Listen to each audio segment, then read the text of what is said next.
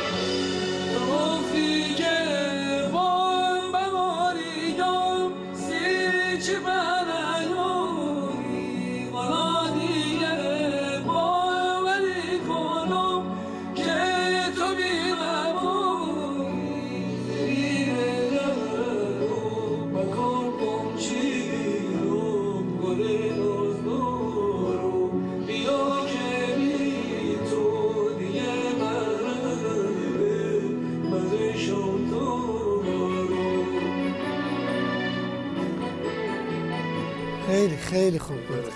خیلی یعنی واقعا بهترین تحریری بود که من شنیدم. حتی بس همیشه. آره با آقای عالمی ما در سال 1988 میلادی 88 میلادی اولین کاری هم که داشتیم باز آهنگ محلی مثل الان که آهنگ محلی لوریه، اون موقع هم آهنگ محلی بود که شعرش اطلس از خانم مامی رفشار. غیر از بازسازی خیلی کارا رو داشتیم. آره از آلبوم معما و رقص شاپرک عرض کنم که از آلبوم رویا اون من از این دنیا چی میخوام، 2 تا صندلی چی. من فکر میکنم بیشتر از هر چیزی اون تون صدای معین، البته اون استعداد موسیقی که درش هست، اون نهادینه بودن موسیقی در وجود معین همیشه منو جلب کرده و خیلی عجین است با ملودی که میسازم یا هر فضایی که برای کارش میسازم. سلیقه‌مون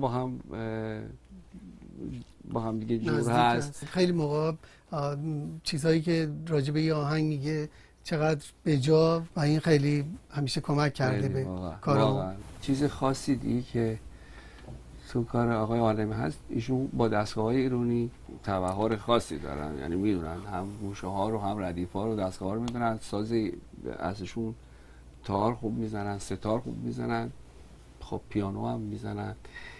اینی که خوب بلدن موسیقی شرق و غرب رو به اصطلاح با هارمونیا و چیز خیلی مچ کنن، خیلی با هم جور کنن. میخوای پس من این آهنگ گل نازدارم و تارش رو میزنم، هرچی نظر داری خواهش میکنم ببین.